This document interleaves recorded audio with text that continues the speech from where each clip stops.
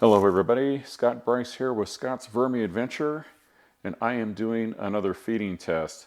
This one came about because somebody posted on a worm forum an infographic. I think it was actually a photograph of a poster on conventional composting, so hot composting, and it explained how to build the pile, how to balance carbon and nitrogen, turn the pile, all this sort of thing. And like most of these posters or infographics, it had a list of things you can feed or not feed the compost pile. And like most of these suggestions, there's a few things on there where I think a little differently. If you've been watching my channel, you know that I feed my worms some rather unusual things. But there was one thing they mentioned that you can put in the compost pile that I thought was kind of odd, and that was jellies and jams. So I decided to put together a test. So what I have in here is shredded cardboard mixed with strawberry preserves. And I use strawberry preserves because that's what I had on hand. And also if I buy a new jar, I'm more likely to eat it than any other flavor. My experience is that worms will not eat anything with this much sugar in it. That there is a reason why these are called preserves, that sugar preserves the fruit and it won't break down in the bin. Now, I could be wrong, so I wanted to find out. So this test is to find out, will worms eat strawberry preserves?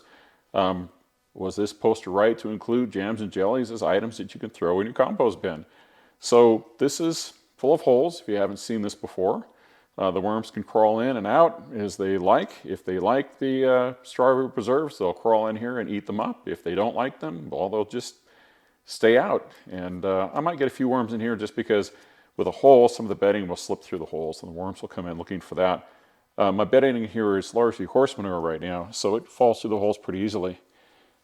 Let me dig down here a little ways. You can see I've got a lot of worms in here. I'm going to bury this in the bin down where the worms can get to it easily. We'll cover it up. We'll come back to this in a while. My guess is the worms won't eat this, and so I probably won't do the follow-up video for a few weeks. Give it long enough to show that the worms actually are not going to show any interest. I could be wrong. I'll check on this in the meantime and see if the worms come after strawberry preserves. So, strawberry preserves in the worm bin. Let's find out. Okay, the preserves have been in the bin for 6 weeks now. I've left them in here for a long time for a couple of reasons.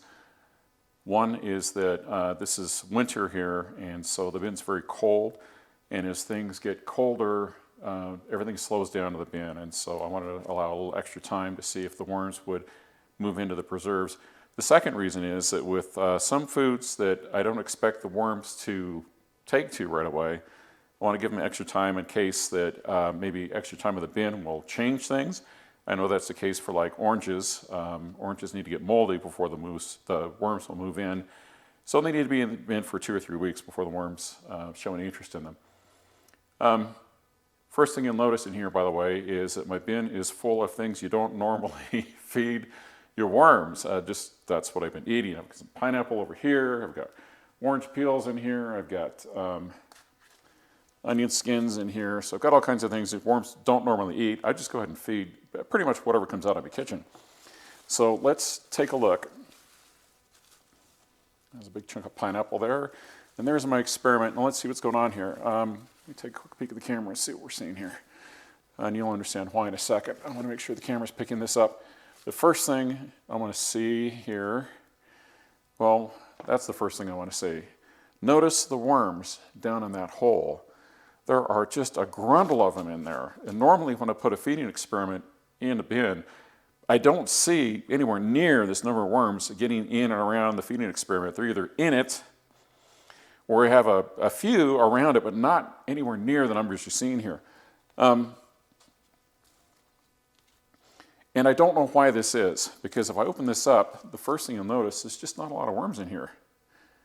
There are a few, and they're around the outside edges. Got a few over here.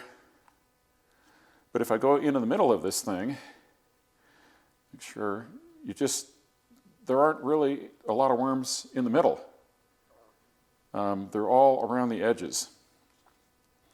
And my best guess, and this is just a guess, is that what the worms in here are after is the horse manure that's gotten through. You can see the holes I have in here, and that they're actually eating the horse manure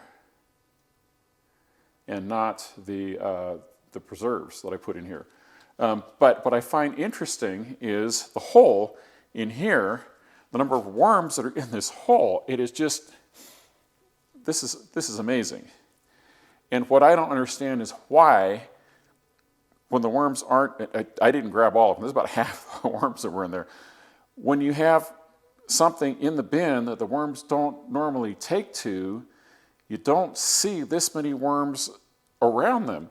So sugary substances, there's been some debate on the various forums about sugary substances. I have been of the opinion that worms will avoid them because sugar is a desiccant. And so sugar, of course, is a preservative. And so you're normally going to see worms, microbes avoiding the sugar. But what I'm seeing here, there's got to be a microbe bloom underneath this, and that's what the worms are being drawn to. So sugar preserves other sugary substances in the bin. I don't know what to make of it. I don't know what to make of these results. I personally avoid putting sugary substances in the bin because my experience has been, well, like we're seeing here. I go through here and there's just, I don't see worms in the middle of this. There are a few, but there's not very many. The worms that are in here are mainly around the outside, and there's just not a lot of them. So the worms seem to be avoiding the sugar. Now this got really moldy for a while. Let's take a quick sniff test. It smells a little bit like mold. It doesn't really smell like much of anything else. Although the worms seem to be avoiding the preserves themselves and not wanting to get into the sugar itself, the area around the preserves, under the preserves, near the sugar, something is going on in here that the worms are really drawn to, and they really like it. So my conclusion, I would be very reluctant to put sugar in the bin, but there's something about sugar, strawberry preserves particularly, that the worms are really drawn to, and I don't really understand what that is. So no real clear conclusion. Strawberry preserves in a worm bin. I wouldn't, but maybe you run your own tests and see what kind of results you get. 6 weeks, like I say, no real worm activity in here. There's just not a lot of worms in here. There's a few, but not very many. Not at all what I would expect, and there haven't been through the whole 6 weeks. I've checked this about once a week. This may be a little more often than that during the 6 weeks. I wouldn't. But you know what? Run your own tests and see how your worms respond. And maybe post something in the comments and let me know. Do you feed sugary substances to your worms? And do they like them? Do they not like them? I'm not sure what conclusion to come to, because you can see down in that hole, there's just a mass of worms going after something, and I don't know what it is. So this is a very confused Scott Bryce for Scott's Vermi-Adventure with an inconclusive test here. And thanks for watching.